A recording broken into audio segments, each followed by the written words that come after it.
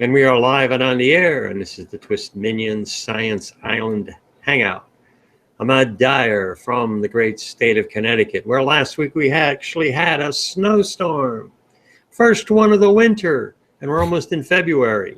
And you know what? I saw a great caption, I think it was on Facebook, and it was the Canadians making fun of the Americans a little bit. And the top caption was the snowstorm in New York, where a declaration of emergency or something like that, a real scary time. Then they showed the same storm up in Canada, and it had one guy scratching his head, wondering, how am I going to get to the coffee shop, to Tim Hortons? So, I thought that was funny. You know, well, states I like for Buffalo, where you get the lake effect snow, where they get, tons and tons of snow. They expect it, they're ready for it. So Buffalo, New York, no problem. You give them 2 feet of snow, no problem. But like New York, and I think it took, in some parts of New York, it took up to 3 days to clear the snow off. I mean, you got lots of people, got lots of traffic, all kinds of problems there, just to clear the snow with the streets. They try to clear the, put up, what is it, where you're not supposed to you're not supposed to park, but, New Yorkers. I think everything you see about New York is there are no cars, there's just cabs. Yeah, and in New York, like many cities, you got to learn how to, when you're driving, never make a left-hand turn. Even when you get the lights, man, first of all, you got the walkers. They don't care. They don't care if it's red, green, whatever. They're just going to keep walking. You want to turn left, you got to cut across the other lane. The second that light goes green, everybody from the other side, they're taking off. So you never want to that's the first thing a New York cabbie learns, is how to never have to make a left-hand turn. Yeah. Yeah, no, that's pretty interesting. The I guess what it is do they get lots of snow in New York, or? I don't know, it depends. On an average winter, I will say they're pretty much like me. I'm 35 miles from New York. I will say they would normally get 2 to 3 snowstorms of maybe up to an inch, up to a foot. Oh, maybe 2, maybe 3. It really depends. It's all over the map. Last year, we had near record snowfalls. mm-hmm. I don't remember what the winter totals were. Maybe 4 feet, maybe up to 5 feet. And this winter, we had once we had an inch. And then last week we had a little over a foot, and that's it. Oh, so snow isn't something that's completely foreign to New Yorkers, right? Oh no. And in cities, the totals are bad, but if there's any kind of slippery roads, that's all it takes. Highway traffic, it's not. I mean, it doesn't make any difference. In fact, sometimes it's better if you've got 6 inches of snow, because you can drive on it. But when you got just a layer, that's when it's dangerous. Yeah, it gets pretty bad when you. Yep, for sure. Huh. You wanted to try a little experiment. You're interested in the analytics of our audience. So what I'm going to do is screen share, and maybe we can tag team this, and you can let me know what you want to know. I'm just wondering, for the viewers that are out there, like, we can tell a little bit, male, female, just based on what people have put in their own profiles, I think is how that works for the analytics. But I wonder, for the people that are watching this occasionally or regularly, who are they? I wonder if, like, it shows 25 to 34. you know, if that's true and that demographic is kind of true, I wonder what they do and where they are.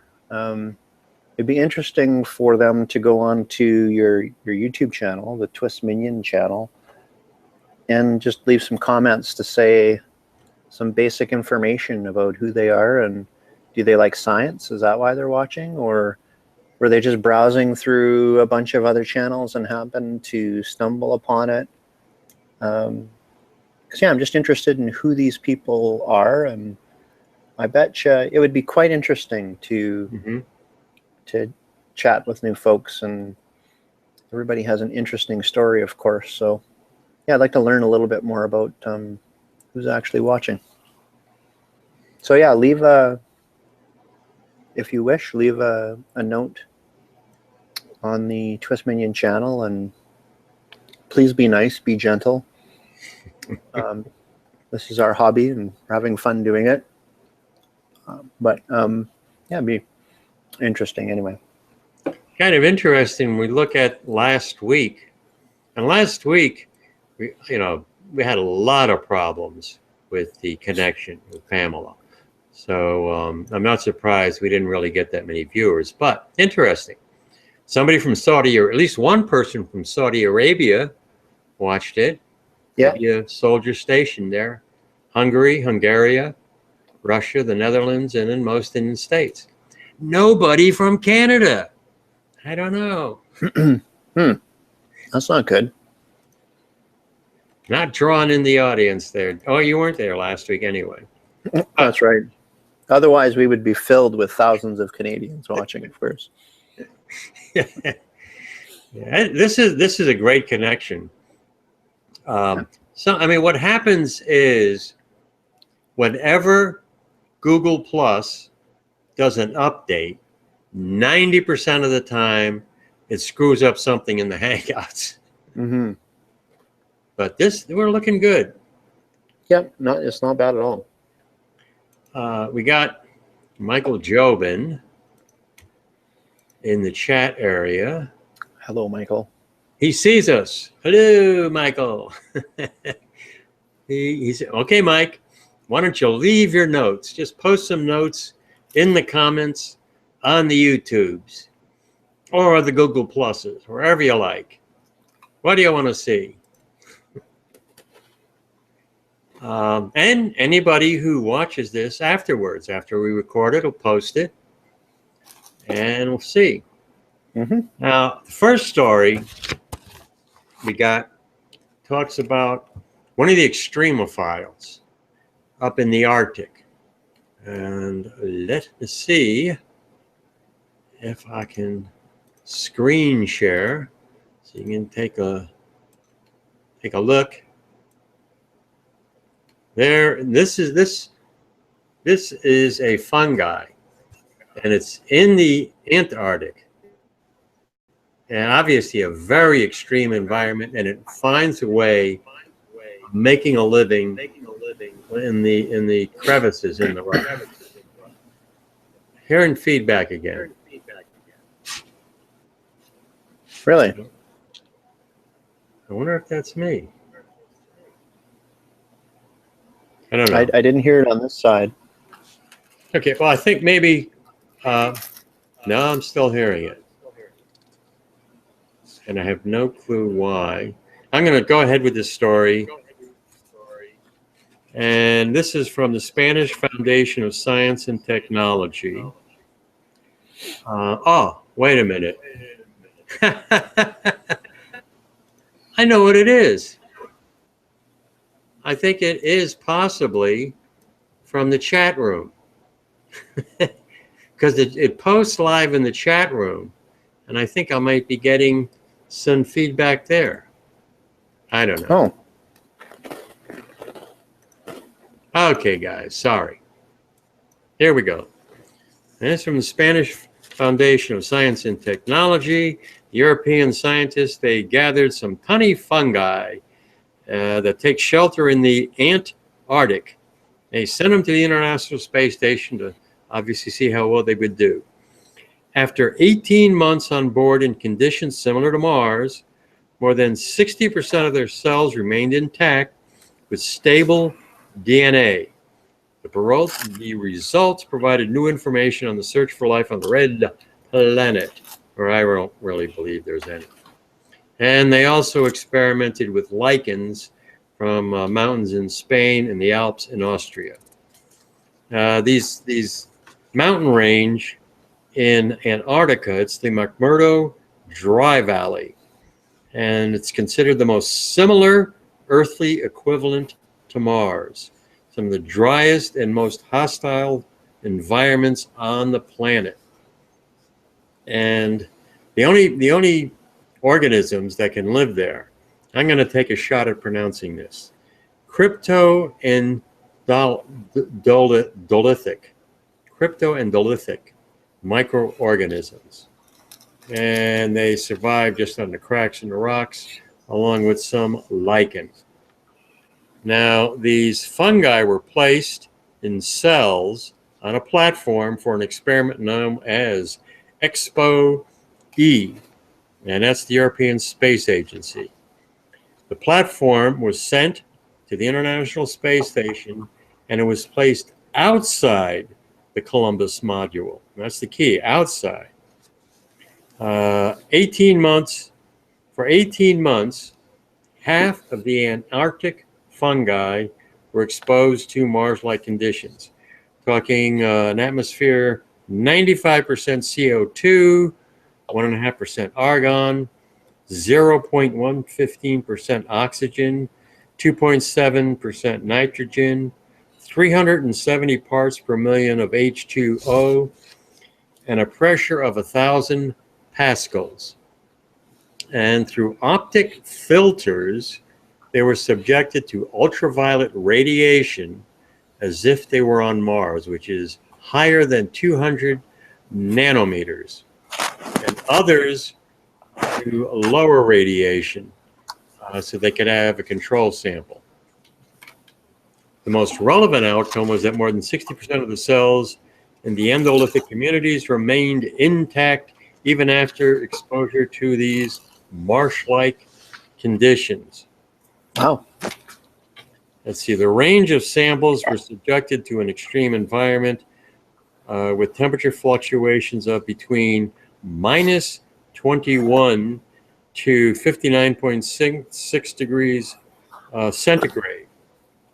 Galactic cosmic radiation of up to 190 megarays. Don't know what a megaray is. And a vacuum of between 10-7 and 10-4 pascals. The effect of extraterrestrial radiation on half of the samples were examined. At the beginning of the experiment, 2 species of lichens exposed to Mars showed double the metabolic activity of those who had been subjected to space conditions. The results showed subdued photosynthetic activity or viability in the lichens, 2.5% of the sample, and with the fungi cells, it was 4.11% that had this subdued photosynthetic activity, and 35% of the photo cells were seen to have kept their membranes intact. That's pretty impressive. Yes. Reminds me of, I always think about Jurassic Park in that moment when, what does he say, life always finds a way or something like that? Yeah.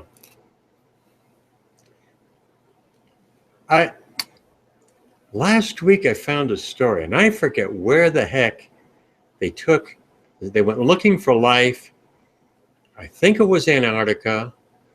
I think it was in a valley somewhere, and they actually didn't find any.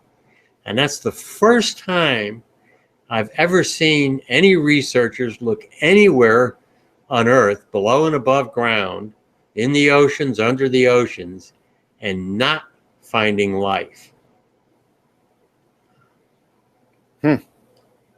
The real challenge would be, on Mars, I think these extremophiles could survive even on the surface, since they have been exposed to high ultraviolet conditions. So they could probably survive, but what they wouldn't be able to get, and the question would be nutrients. Because, I mean, on Earth, you can get energy, plants get energy from the sunlight, but they need nutrients. And for nutrients, you need some kind of a dynamic environment. You need chemistry happening. And Mars is a dead planet as far as we know. So you're not getting that chemistry and you're not getting that nutrients. So that would be the real obstacle to any potential for finding life on Mars, I think. I'm assuming that because they're doing the experiment, they don't have all the answers. They're expecting some sort of unanticipated outcome that they're not going to quite understand. But if 60% survived, how long did they say it was put in that environment? 18 months.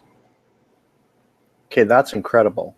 If 60% survived, your nutrient theory kind of goes out the window, doesn't it? Well, I mean, they were in cells, so I'm going to guess, as part of the experiment, there had to be nutrients. And again, these are microorganisms that survive in little tiny cracks in the Arctic. So they probably require very few nutrients. And I really don't know where they're getting the nutrients from. But they you know, so they don't need a lot of nutrients, and they probably have evolved to use the nutrients they get very, very slowly. But I'm going to guess there had to be some kind of nutrients in these cells that they did perform the experiments on. That's my guess, but I don't know. I don't see how anything could survive with some kind of nutrients. Yeah. Yeah, like you'd think at a certain point, for something to survive, it needs fuel. Mm-hmm. So if there's any work that it's doing, it has to be getting that from sugars or however that bacteria or life form is surviving. It needs something. You're right. Mm-hmm. But yeah, it's amazing that 60% actually survived. Yeah, I think we're talking, when we say the likelihood, the possibility of life on Mars and out in space, we're talking about Earth-like life. Once you say non-Earth-like life, then anything is possible. And actually, now that the rover is there, I'm going to guess some kind of bacteria or something survived on the outside of the rover, so that now there are microorganisms on Mars. And since the rover's moved around, some of them may have very well, be on the soil itself, but I don't know how they could have survived without getting some kind of nutrients. So. Totally agree. Got the next story, and we're talking about developing ways of increasing our solar energy technology. And you're reading every single week, I'm reading about some place developing new solar energy farms and new solar energy technology. Still slow, still overall a small percentage, but it's growing. And I mean, there's going to be a corner we turn. You get that battery that can charge quickly and hold the charge. And when that happens, you're going to see an explosion of this technology being used. And this is in Japan. And of course, the problem with Japan is they don't have a lot of land. They don't have a lot of land. So what they're going to is floating solar farm. Yeah. And this is going to be the world's largest, and probably that is only going to be temporary. They're talking about enough electricity for 5,000 homes to be completed in 2018. That's not a lot of homes, but again, you know, that's just kind of a first step.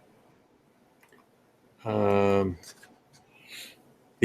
Yakamoro Dam Power Plant, we'll see 50,000 solar photovoltaic panels, and they're going to cover 180,000. Now it says M square miles. That's meters, I'm guessing.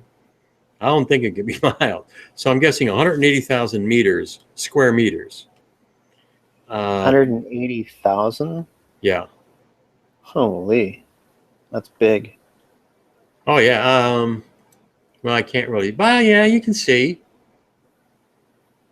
And it'll be floating somewhere in off the coast of Kyoto, Japan. There are much bigger floating plants in Europe, and Europe is also going for this kind of technology in the big way. This particular Japanese plant, they say it's going to be 13.7 megawatts, MW, megawatts when finished. But it wouldn't even be in the top 10 for the world's largest solar farms. In the UK, there's a floating solar farm in the Greater Manchester Reserve. They say the main challenge is to keep the wiring away from the water and put the inverters on floating structures. Anything goes wrong, electricity and water do not mix. True. Huh. Well, that's an interesting, I guess they're trying to diversify. I wonder if that got started before they had their nuclear plant issues. The big push happened afterwards. Yeah, They figured they could rely on solar, on nuclear power plants, and then they had the problem. Huh. You've got, at the local level in the United States, it's interesting. Some states are embracing solar energy very dramatically. California and Texas leading the pack. Some other states are putting in legislative roadblocks. Nevada, for some reason. And Nevada's a desert state. Perfect environment for solar energy. But there's an energy company that's exerting influence on the legislation in Nevada, is putting up some roadblocks in terms of fees that would be charged, and probably even if unless you go completely off the grid, if you're connected, a lot of people still keep that connection. In fact, one trend was for you to have your solar energy hook up to the grid and then put energy back and get paid for it. The Nevada legislation is cutting the amount that you will get back and increasing the amount of the fees even for having that connection.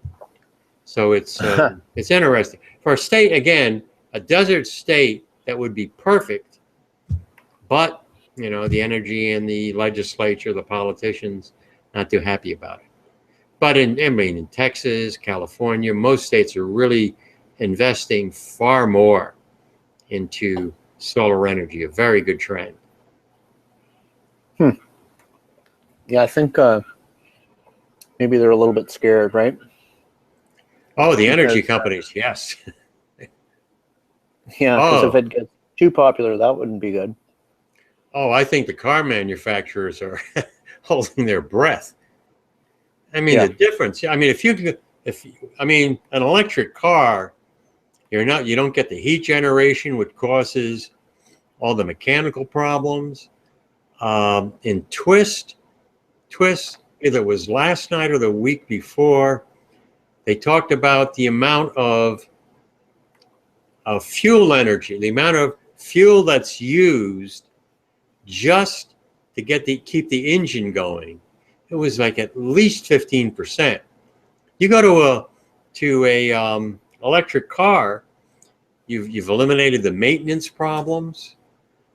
The electricity is obviously cheaper, so the cost of maintaining the car is going to be cheaper. But we've got to come up with that quick charging battery.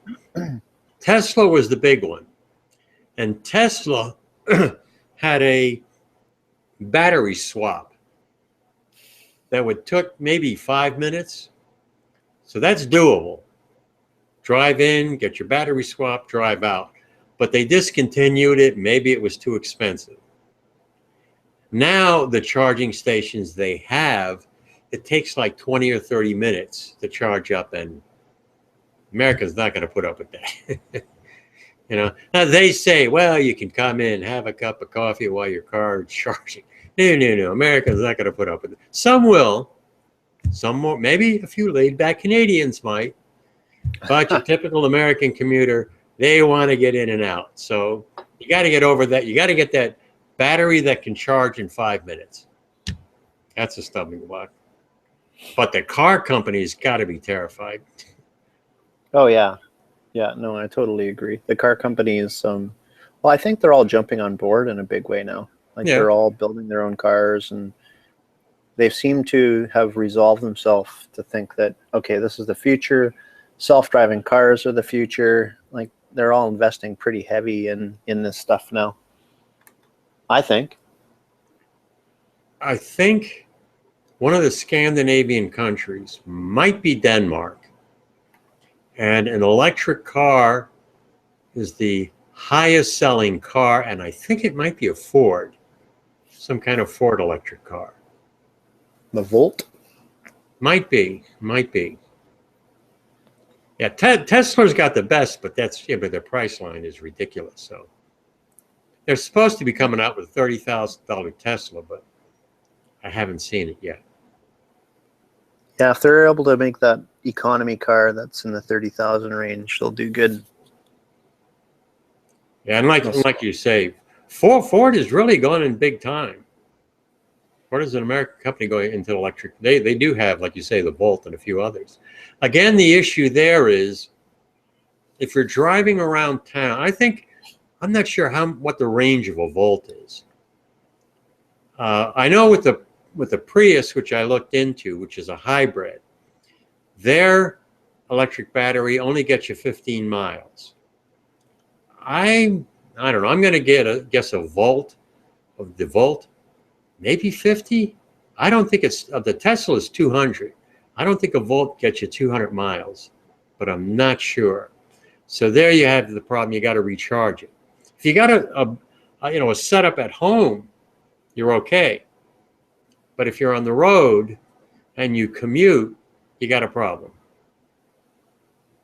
Yeah, I think that's true. If you have something at home in your garage where you plug it in, and it just charges and it's ready for you when you need it, then it's okay. Then it works for you. But yeah, if you're going to other places, and I can see that kind of being a pain in the ass if you're right and it takes 20, 30 minutes, that's a real big pain. Yeah.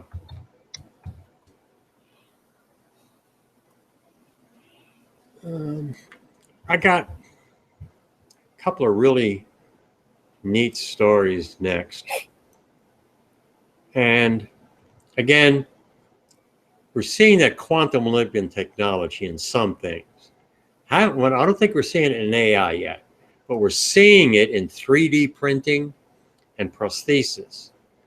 And the first story is a young girl, and she got a transplant from her father. Let me screen share this.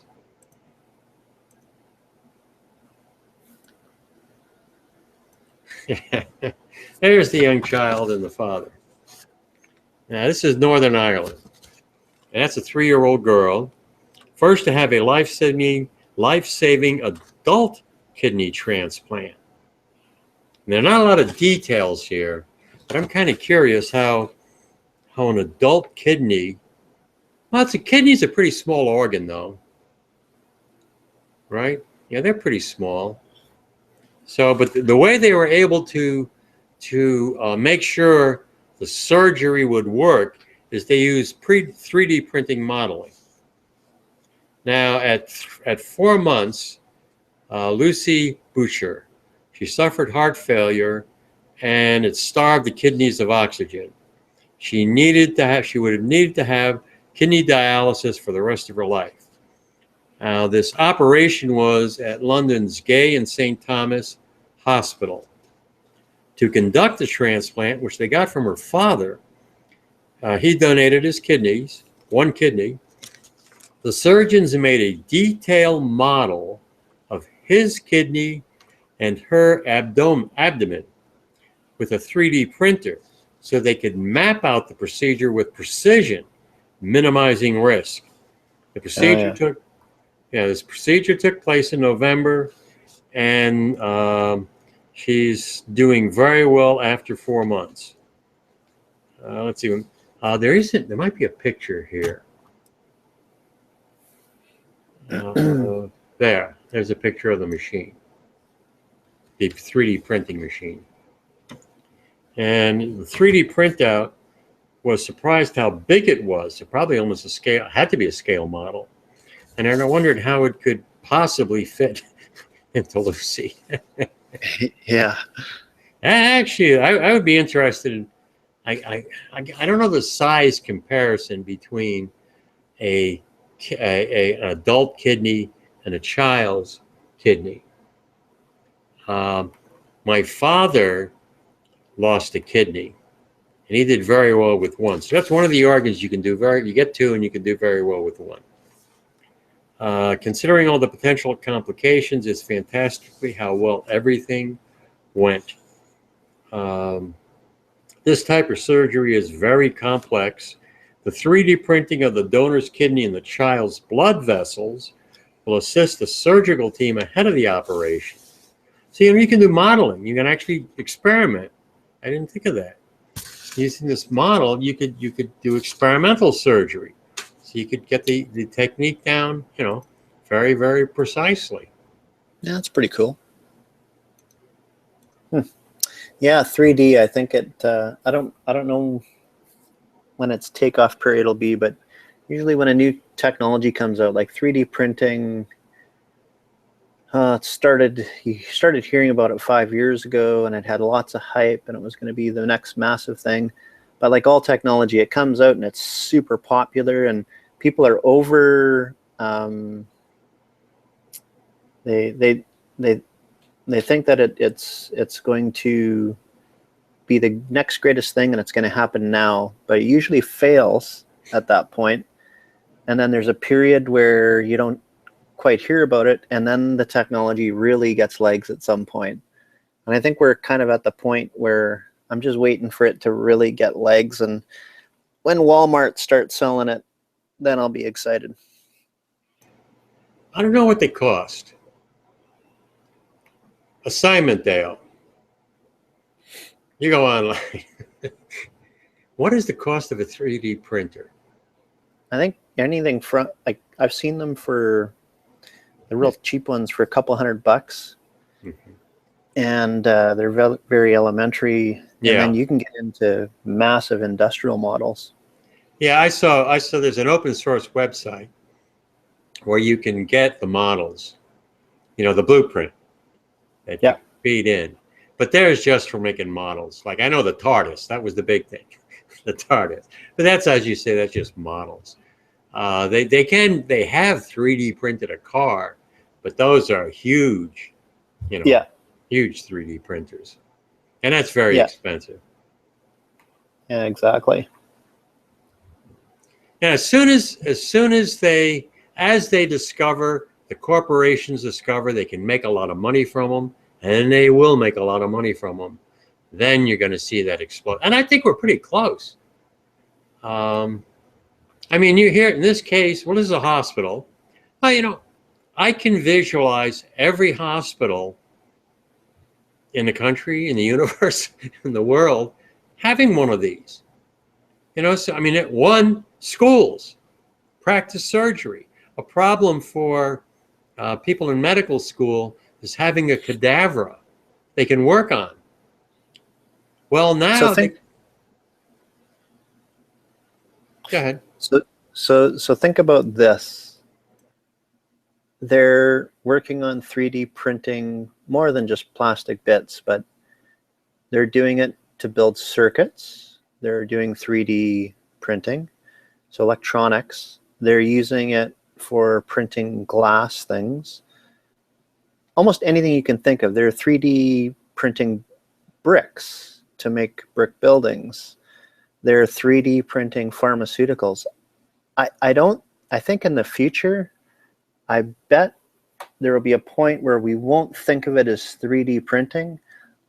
I bet we'll think of it more like Star Trek, where you have this machine. What did they call it? The machine where they got their food out of, the replicator. Yeah. I can't hear you anymore. How come? Is it me? I muted my mic. You can't see. Oh, there you go. Oh, I lost you again. Oh, there. So it was the replicator, wasn't it? We're I'm missing the professionals. rules. So it was the replicator, wasn't it? Isn't that what they called it in Star Trek? Yeah, I answered you when I muted my mic. Oh, okay. I think we're going to think of it more in terms of something like that, where you have this magic box that produces stuff. And whatever we want, we won't care how it's printed or how it's manufactured, but it'll be cheap and easy. And we'll think less and less over the next 30, 50 years of it being 3D printed. It'll be just I need my food, and it's going to be prepared for you molecule by molecule. Oh, yeah, absolutely. Just want to chime in. Our friend Michael Jobin, he's looking for a 4-year discharge power cells. Every 4 years, and then you get new ones. So every 4 years, something that'll last for 4 years. I think what you can get, you can rent them now. Yes, you can rent. If we're talking about solar panels. Oh, yeah. I don't know. Train of thought. What was it?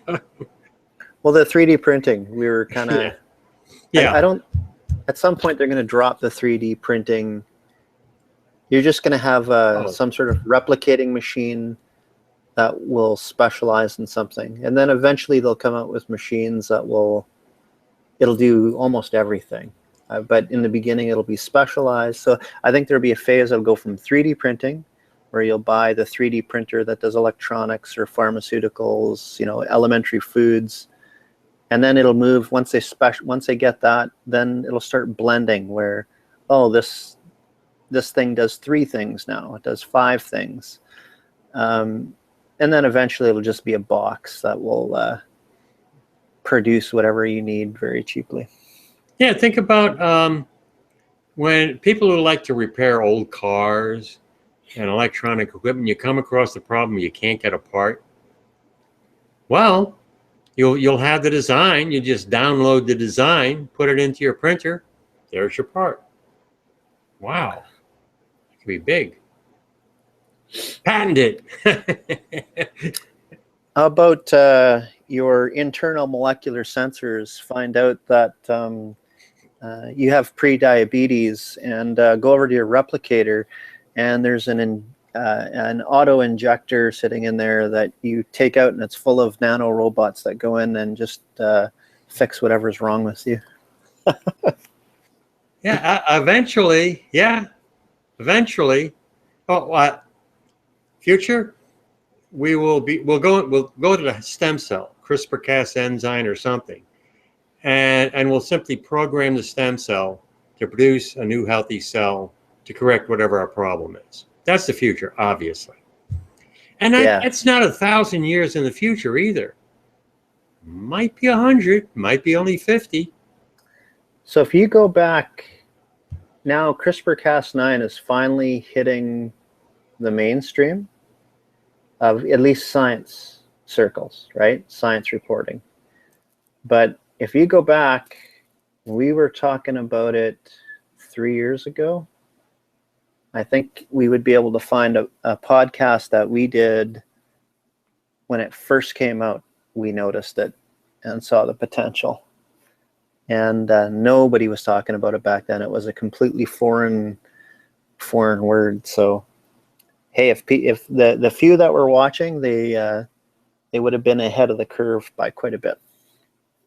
Oh, it's last year and now this year. It's really, like as you say, its uses are exploding. I think researchers who had been working on it are getting that they're perfecting their applications, etc. And man, I mean, I didn't even know 5 years. Just in 5 years, I can't even imagine what we're going to be doing with that particular. Yeah, and you know what? I always say, when people say, what's that? I drop the fancy lingo. And I said, we got really good at reading our genome, all the little letters of that makes us, all the little programs that do everything. CRISPR-Cas9 is just, we're able to rewrite what we are and rewrite it however we want. So as we figure out all these programs and how they operate and run, we'll be able to be masters. We'll be playing God with our own sort of, don't like using that word, but we'll be in control of our own destinies. We'll be able to bring order to chaotic systems. As long as nobody figures that out to hack it. I don't mind okay, I can live with somebody hacking into my Facebook account. Okay, I can kind of deal with that. I look at my checking account and everything they can hack in. I don't want nobody hacking into my stem cells. Well, it's going to happen. Like I think the closest thing I can think right now, like if you take the worldwide internet and everything that's connected to it, it's about equal to one human body, and how our cells communicate to each other. You can kind of compare the two. Like the body is immensely complex on how different cells differentiate and communicate, and you have trillions of cells that are all doing it as this massive orchestra within your body. It's kind of like the whole planet, what we've created with the internet, so to speak. And the planet has survived with open source, and we've created this massive monster, and it's not perfect. There's downsides to it, but it's self-policing, it's self-aware, and it seems to work good. I think it's going to be the same with the biology as we get good with CRISPR and all these other technologies. There's going to be some downsides, but overall, people want to live, they want to prosper, they want to have some fun. We're all kind of the same. We're all selfish. People will want it to work, I think, in general. You got your few crazies, but we'll blow them all up. That was a joke. Yeah, I mean, open source. The leaders, the governments, they want control. That's just the way it is. That's just the way society works. The more individual, I mean, you can imagine when Gutenberg printed his first book, all the religious leaders, they were the only ones who could read, and the government people, all of a sudden they say, oh my God, people can read. Yeah, this is dangerous, And I think the same thing now about, we hear hackers. Hackers actually do a great job. They're really helping, hacking into all kinds of things. And you got a few people that are going to take advantage, but that's just the way it is. So let's think about this. Let's think about power. You said that everybody wants power, and they do. I agree with that. People want to take over. They want more land. They want more resources. It's that natural human selfishness that keeps us alive, right? Because selfishness is very much a trait that we have as a baby, so that it's survival instinct, right? If you weren't selfish and you weren't taking things, nutrition and all the things that you need to survive, you wouldn't survive. So, but in a world where,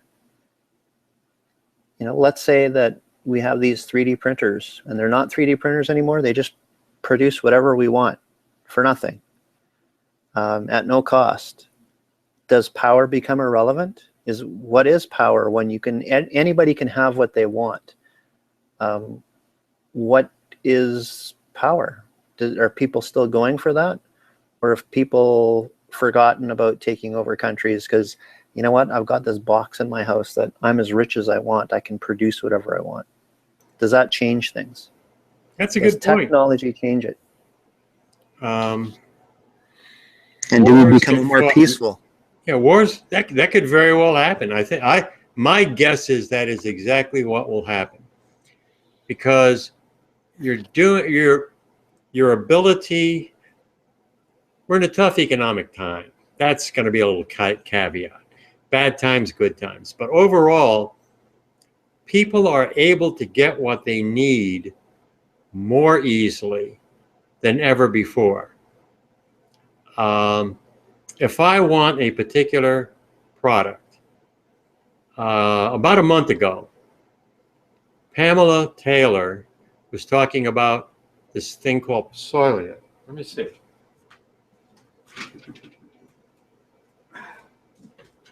Excuse me. This product. Okay. Never heard about it. Pamela Taylor said that this is a meal in a can. Contains all the proper nutrients, and the key is, unlike others, it contains fiber. It really is a complete meal, quick and dirty meal. Okay, never heard about it. Pamela said, I take this all the time. I got a lot of energy. And I said, son of a gun, go on the internet. I look up Soylient. Now it's all over the place. And I found the site. And I press a button. I press a button. One day later, the following morning, I got 12 of these suckers showing up on my doorstep. So what's it like? So what is it like? How do you feel after? Is there any difference after drinking or consuming it? No, but it's just a quick meal, quick nutritional meal. And for instance, if I mix it with fruit, I can convert it into a dessert. I like dessert. I'm a diabetic. Bad combination. But this, I just take berries or something and I put it in a bowl and I got a quick cereal. Excuse me for a second. I got to change the batteries in my and the things on my head. Headphones. Yeah. In my head. Got to change the batteries in my brain. Awesome.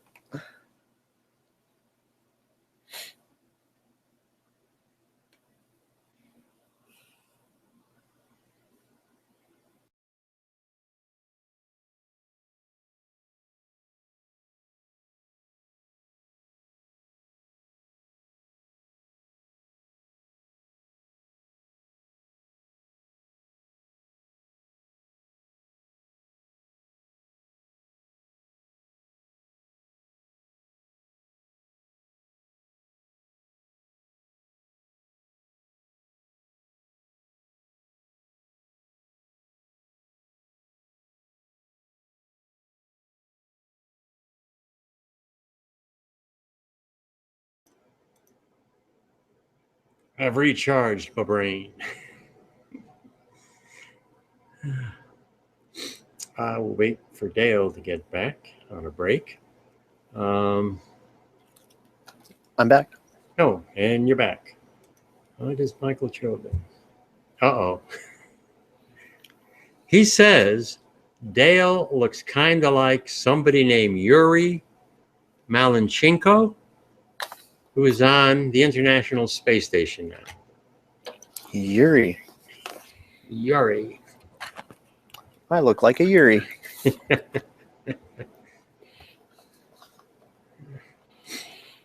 Yeah, I have a feeling the future, I'm optimistic. I think the future is going to be good. I hope I live long enough to be a part of some of the exciting things that are going to happen. Because I think we're a generation away from things that are, like, technology is moving so fast. You know, you got Ray Kurzweil, who thinks that, I think he's in his 70s. And he believes that, and he takes all these pills every day and everything. He takes a concoction of all the best that science has to offer, the most cutting edge things, and he takes all these supplements to sort of customize his intake so that he lives longer. And he believes that at his age, he'll be able to reach that next bridge that will take him to something that will, you know, make him live forever. So he believes we're that close to solving the human genome. He's been really consistent with his predictions for a long time. And, you know, way back in 2008, some of the things he was saying about healthcare and the exponential trend there. And then CRISPR-Cas9 comes out, and all of a sudden we're rewriting humanity like a freaking hard drive. You know, things are looking really promising. And the investment that's gone into it is so massive. I can't imagine being part of the FDA having to, you know, put the brakes on all this stuff, as they've got to be overwhelmed, you know. Yes, and the thing is that we're going to have the people who can get at technology and people who can't get at that technology. We've gone at that divided world. But if like you cell phones. Yeah. Early on, no one could get a cell phone except the rich. Well, and actually, a lot of technology, excuse me, in Africa, where farmers in Africa have their, I don't know if it's smartphone, but they've got an app they can use to sample the soil that'll tell them the optimum time to plant, and it can even tell them what crops to plant. So, you know, even in the third world, it's you know, making a huge difference. Oh yeah, no, absolutely. Everything is moving along quickly, and like the only thing I worry about is the job thing. We've talked about that a lot. To get across this next bridge, a lot of this AI stuff, and it's going to put people out of work.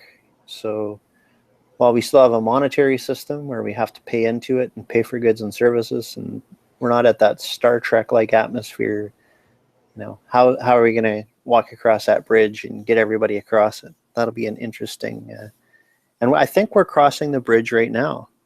I think the 2008 crisis and how, you know, a lot of middle income got wiped out. I think we're kind of moving across that bridge now. I think AI, these automated cars and all sorts of AI intelligence, you know, weak AI, which is what we have now, I think all of that is putting people out of work. And it'll be interesting to see how we get through there. Will other jobs be created, and are they jobs that people can intellectually, are they capable of doing? Yeah, we certainly have a training problem. Lots of people in America have, I think, the capacity to do the more technical jobs. They don't have the training.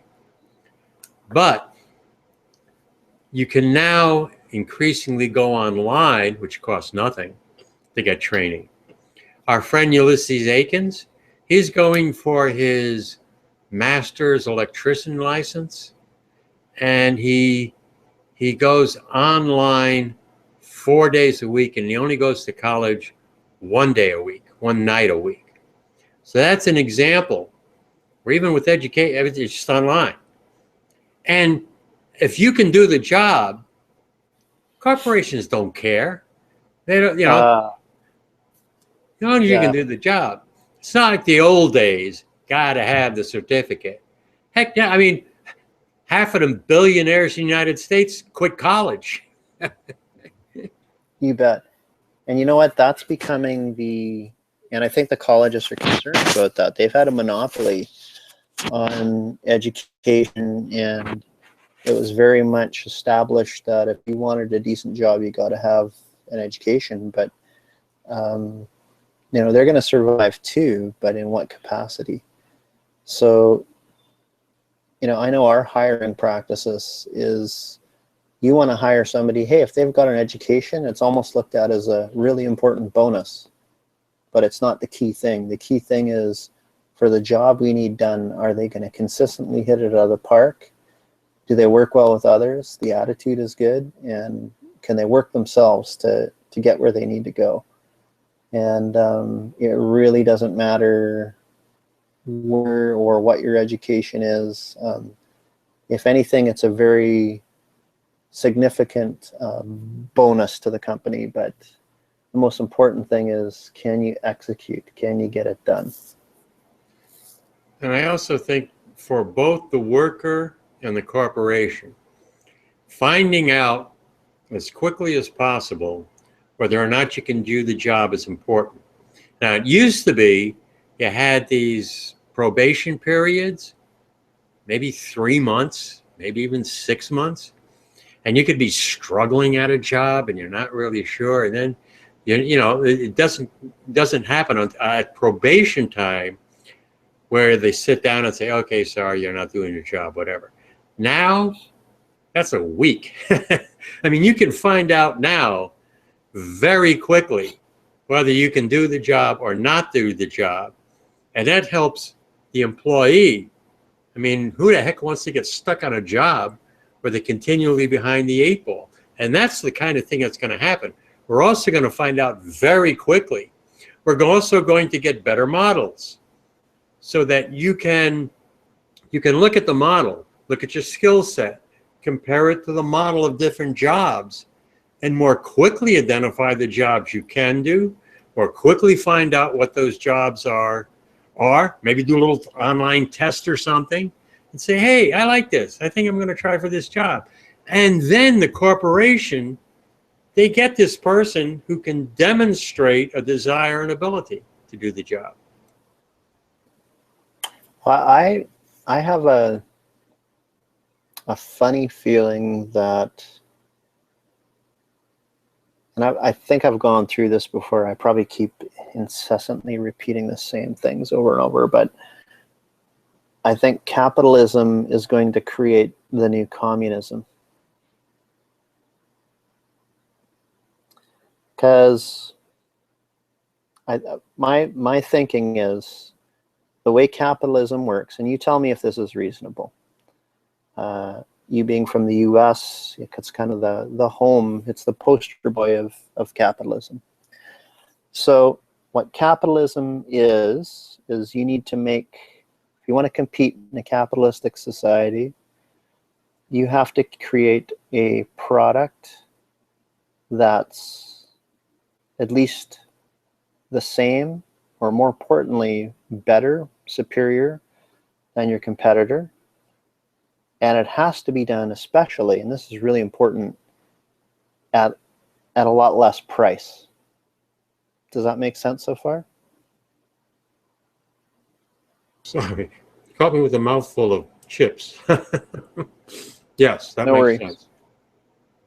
Okay, so would you agree that is kind of an important part of capitalism? Mm-hmm.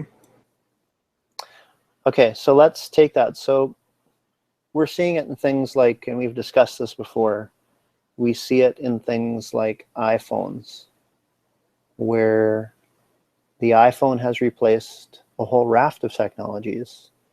It's replaced your audio tape recorder, it's replaced your video recorder, it's replaced notebooks, it's if you think about all the things it can do, it's replaced your GPS, Literally, you go into the App Store, you can find thousands and thousands and thousands of things that your phone can do that 10, 15 years ago, you had to buy all these separate devices. So they've come up with something that for very, very, very small cost,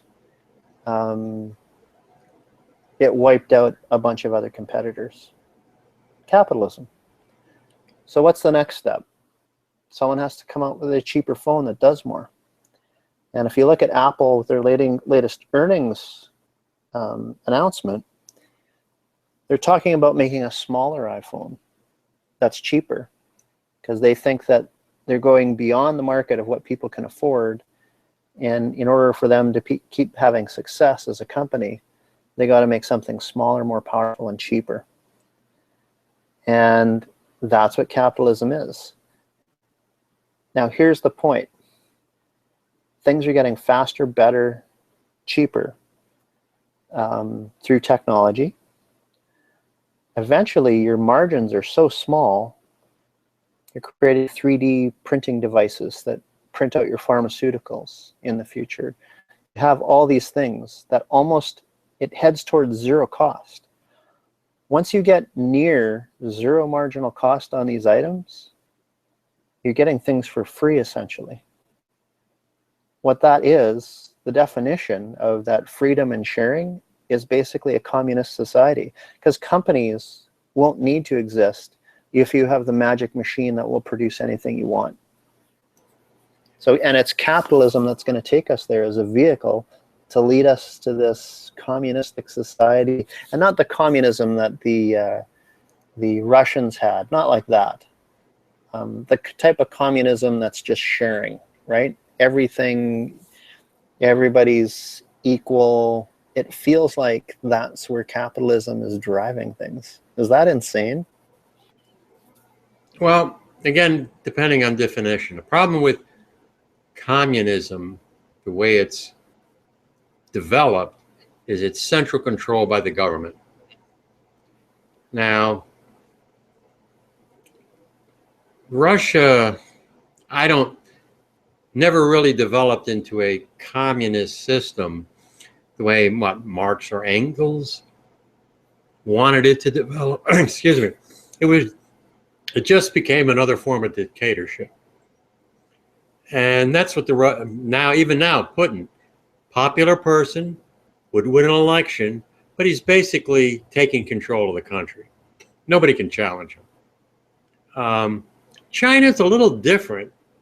So I would say you're seeing China politically more centralized control, but economically you have many more entrepreneurs in China, people getting rich in China.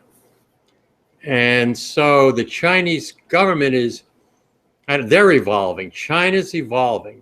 The United States is obviously going to evolve. So you got capitalism, you got communism, you got socialism. But what do you call it? What do you call it when it gets to the point where everything's free? It's an ism, and we can name it whatever we want. I don't think anything will. I don't think you'll ever say everything is going to be free. It's a Daleism. That's where we're headed to. We'll change it slightly so it's not my name. We'll call it Dalism.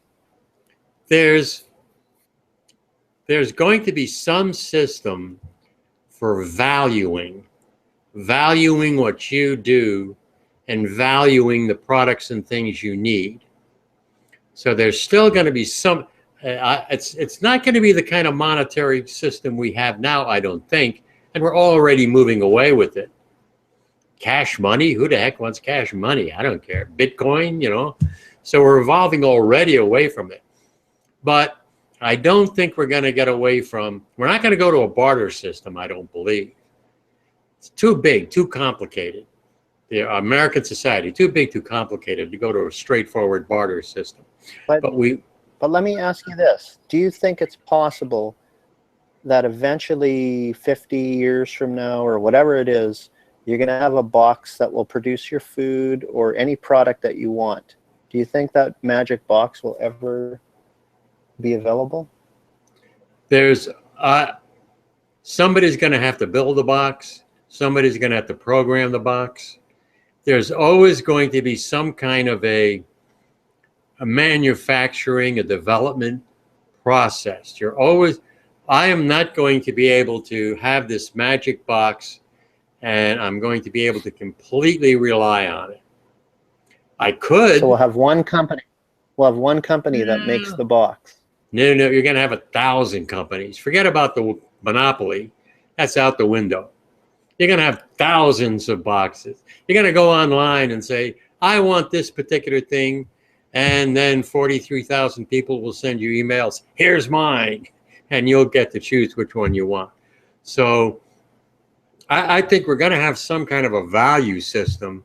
And unless we go to, I don't believe we'll ever reach the point where I grow all of my own food, where I can 3D print my own solar panels and hook them up and get all the energy I need. I don't think you can go off the grid. You have communities living off the grid. Vast majority of people don't want it. And I don't see. Let me ask you this. Okay.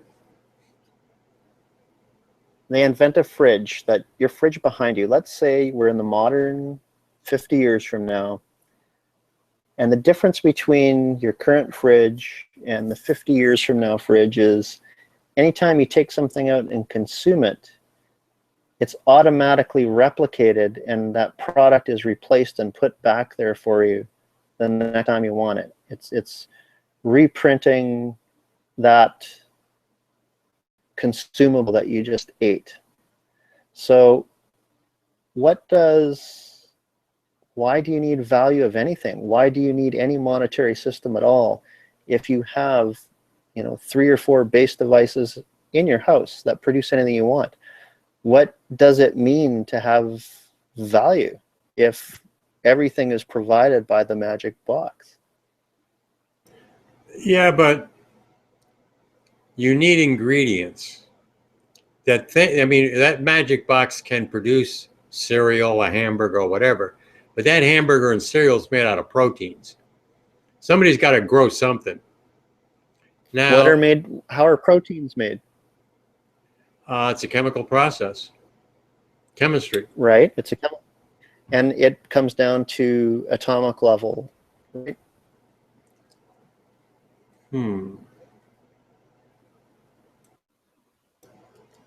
All matter is based on atoms. Don't know. Anything is possible, but you're talking about the ability to, my China cup is made out of something. The atoms in here can be taken apart and reconstructed to create a hamburger. I don't know. Yeah. You can't, Literally, that's what I'm saying. Everything is atoms. Everything has an atomic structure. And if you go into the periodic table, like no matter proteins, no matter what it is, it comes from different atoms, different elements within the periodic table. All those things, if we become masters of controlling mass, we'll be able to produce anything from literally what feels like nothing. There won't be much for inputs. The inputs are all around us. It's matter. That's the input to create these things. By being able to change a carbon chain and changing the molecules around, reordering the atoms, you basically get a different substance. And the reason they call us carbon life forms is carbon is the most abundant thing in the universe. And by reordering things in a certain way, you have life. And life is what we eat, right? We eat plant matter, we eat meat, we eat all these things based on that. But it all comes down to reordering atomic structures. So if you have something that can reorder atomic structures, your new fridge, I would contend that why do we need a monetary system at all? if everything is provided at almost no cost? I would say you're theoretically correct. I personally can't envision that kind of a future. That's a little too sci-fi for me. But I would say you are theoretically correct, and it could happen. Could certainly, that is certainly a possibility. Everything that you said is certainly theoretically possible. I'm guessing, let's say, I like to do something. I like to paint. I like to sing or whatever. I'm there. I don't think we'll ever get to the point, as far ahead as I can possibly imagine, where you've got that magic box and I don't need any kind of skills and I don't have to rely on somebody else having some skills to do something. That's hard for me to visualize, but you're absolutely correct in terms of on the, at the chemical level, that's all chemistry is, atoms and, stuff like that. So it's theoretically possible. Some sort of things like that are probably already being done now, but they are. But I just can't visualize that magic box you're talking about. I think there's always going to be some kind of segregation of duties or talents or something. The robots will be doing something and we'll be doing something. So I don't imagine complete recycling of everything down to the molecular level, reconfiguring to create whatever we need. Absolutely theoretically possible, but I'm just skeptical. I'm just can't visualize it, perhaps. I'd have to agree with you. I have trouble with that too, because when you start to think and really go to the box of what's possible, you can have robotic devices that, forget the box. If you make it as simple as 3D printing, but think of it as 3D printing outside of a box. So the robot, you have 3D pens that you can take your pen and make 3D sculptures with the pens. And there is no printer. It's a device that's outside of a box. So, if we master robots that can, let's say your shower head has been ruined or something, it will reorder those molecules back so that your shower head is fixed without a box. It will go there, and it's like doing 3D printing. It's kind of pushing the molecules around to fix whatever's wrong with it. Maybe it's a washer, whatever went wrong with that device, it will fix it. That's very sci-fi-ish, but wouldn't that be neat if that's where things go? Michael Jobin in the chat area completely agrees with you. He says, I'm stuck in the now. Yeah, no kidding. It's frustrating. But we have such amazing devices too that. The fact that it is theoretically possible, and I cannot say you're right or wrong, the fact that it's theoretically possible we've reached a point in our knowledge that makes what you're talking about theoretically possible. And that's pretty amazing in itself. Yeah, it's plausible. It's plausible. It doesn't mean it's going to happen, but it means it's plausible. It means it could happen. And that's really interesting. We'll be doing it to ourselves. We're going to be reordering our molecules, and that's essentially what we're doing with CRISPR-Cas9, is it not? Yes. That's exactly what we're doing. So take it a step further and let's do it in the fridge with CRISPR-Cas9. Isn't that strange? It is. It's weird. It's strange. Science fiction becomes science fact. Happens all the time. Would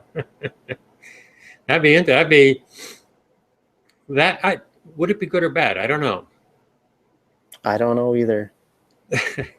Since I can't comprehend that kind of a universe, living in that kind of a universe, I don't know. I would always want to have I think a particular path, something I'm interested in. But society seems to throw up roadblocks. Maybe I have human one. psychology doesn't allow that perfect world to ever exist, I think.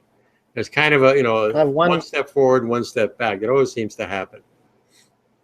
You know what I think will have value if a universe like that ever exists for us, where we've mastered molecular structures to the point where anything is possible from a box. I think what will have replace the monetary system is creativity and art. Something that provokes emotion. I think that'll be the new monetary system.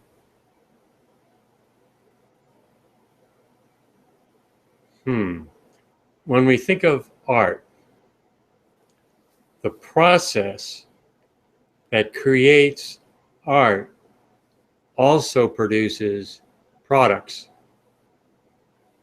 Couldn't we say Stephen Jobs is one of the greatest artists, or at least the people who worked for him were great artists because what they created? So yes. What it might be, in a best possible scenario, it means we have more control over what we're doing, and we're doing what we like, and therefore we'll be better at it. Everybody will be better at what they want to do, creating that more perfect world. But until I want what you got, and you say, "Oh, I don't want to give this up. I don't know. I want that thing that you got." But I'm just going to transfer the code to you, and you can print it yourself. You want what I got? Here you go. Here's the data. I'll send it in an email. Print it.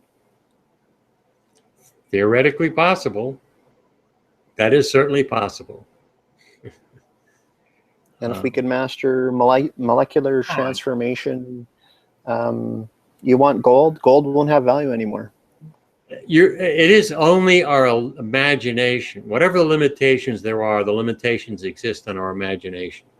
Whatever we can imagine, I don't know what we can imagine. I don't know what the absolute limits of imagination are. And by that time, we're going to be living on other worlds. Will we ever? I think the whole CRISPR-Cas9 has far broader implications than we're thinking. Right now, we're thinking just within human health. I think it has far broader issues, and there already is improved versions of CRISPR-Cas9, cheaper, more effective. The implications are really much larger than anybody can anticipate. I think some of the crazy things I was just saying about the magic box sort of thing, it's going to have a CRISPR-Cas9 component to it. And that's, everything's, that will change society. And I think that's not what's being talked about right now. People can only see the next step, but I think many steps from there, it's going to change who we are and how we communicate, culturally, what we do. I think it'll have a massive, broad effect 30 years from now. I guess the question is the pace of change happening faster than our ability to deal with it? Now, that's certainly true in terms of our elected leaders. Our elected leaders, 50, 60 years old, really, very few of them. There might be a couple that are technicians and understand, but that's very, very few. So they're having to create laws and things about something they don't know anything about. They know very little about. So that's I think, in the 1960s, somebody wrote a book about the world is going to fall apart because we can't deal with the pace of change. So that's a common thread. And we always have been able to catch up. But man, the pace of change happening so more quickly now. Exciting. Well, what we're doing really, like if you look at the what is the change, if you look at a very physics level of what we're doing, if you take the human body, for example, when you're born, your cells are very orderly, they're functioning properly, but entropy takes over. And the word entropy means systems begin to fall apart, just like the human body does as we age. It falls apart, and the programming, the code isn't as good anymore, and it's not growing your hair properly, disease takes hold, and you get a chaotic system. It falls apart, and then we die and we disintegrate, right? When you think about CRISPR-Cas9 and all these things, what we're doing is we're gaining the ability to eliminate entropy and move away from these chaotic systems and bringing order back into everything. If you have ultimate control at the atomic level using things like CRISPR-Cas9, you're bringing order to systems. And if you look at the broader implications with everything beyond the human body, but everything from a car that's falling apart and rusting, that will be built into the car to last forever. If we have that ability to control molecular level self-healing cars and self-healing products, that's essentially what we're doing, is bringing order back from that chaotic entropic systems, because everything suffers from entropy, right? The sun burns for as long as it's going to burn, and then it burns out and goes away. With technology, we're reversing out of that entropic state, and we're bringing order back to the universe.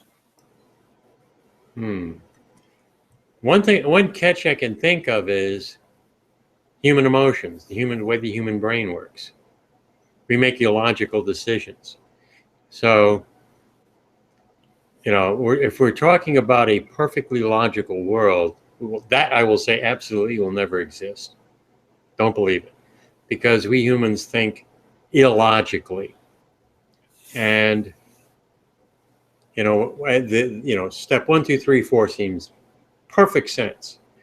They're going to be people step 1, 2. Oh, wait a minute, I want to go over in this direction, and that could be the unpredictability factor. Is the unpredictability of the human brain. Now you're talking about the really, really basic atomic level. You're talking about getting down to quarks and the strong interaction and the weak interaction, etc. And those what you're talking about fit in there, except we don't know what gravity is. We cannot explain. We're not even, we have this big hole. There's interactions happening. We don't know. We have no clue what it is. We know it's happening. We can calculate it and make predictions. We have no idea what it is. So you've got this explanation of the universe, brightest minds, looking good, looking good, looking good. Gravity, no clue. True. I think it was Richard Feynman. I remember the quote. I think he said, "It isn't a question of whether an idea is crazy, but whether it's crazy enough." Is that what he said? I believe that's what he was talking about. He also said anybody who says they understand this, quantum mechanics, doesn't know what they're talking about. So we're in kindergarten. So all of those possibilities, they've got they have as good a much chance of happening as anything else. Yeah, and we're going to see more. The thing they're going to do with I think this technology, it's all about human body, self-preservation. I think that's where most of the money. If you look at the stock markets, massive amounts of money are being poured into those sciences. It's a capitalistic panacea, right? There's money to be made there. So yeah, we're on the edge of something, for sure. Let's see, I'm just Michael Jobin said he sent me something on Google Plus, but I can't find it. Sorry, Michael. I'll look for it a little bit later. But do you want to move on to? Let's move on. I wanted to get to, this is another neat little story. Prostheses being developed for children. Just, you know, neat little feel-good story. And let the screen share. Our friend the Guardian. There you go. And this is a let's see, a group called Kid Mob. They put together a little project, and it's called Superhero Cyborgs. It's an event that brings 6 children together with 3D design specialists, augmentation experts to create unique prostheses that will turn each child into their own version of a superhero. What we're talking about here, 5 years ago, somebody would say, "Wow, are you crazy? What are you, crazy?" But it's happening. Kids designing their own prosthesis hand. The children were aged between 10 and 15. All have upper limb differences. One had been born without a hand or having lost an limb. And they spent 5 days with this team of experts where they could design their own software using something called Autodesk. There's part of their design process. I love it. Kid Design conceived the Superhero Cyborg project after discovering something called RoboHand, open source design for a prosthetic hand anybody can 3D print at home. It doesn't have the functionality that a more technical prosthesis have, but you can have a lot more fun with it, and you can design it yourself. And interesting, it says here, instead of thinking of a missing limb as a disability, the Superhero Cyborgs project reforms it as an opportunity. If you don't have a hand, you got a blank slate. At the end of the project, the children showed off their creations. They're working on it, working on creating their own little design.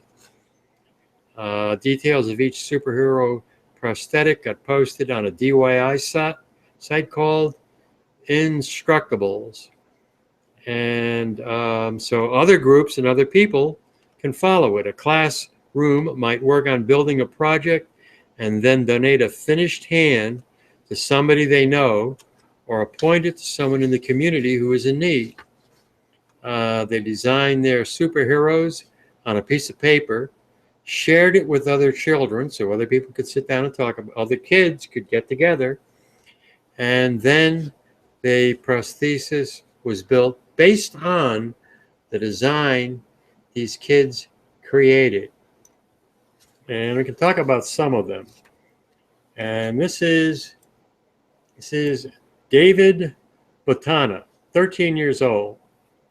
And he took a traditional hand and turned it into a penknife of sorts with a number of different modular attachments. Originally, he wanted a hidden blade to annoy his sister, but instead settled for a hidden pencil. Now, here's a little caveat. I gotta tell you, some kids can get just a little bit vicious. Those kids, you know, a hidden blade for your annoying sister.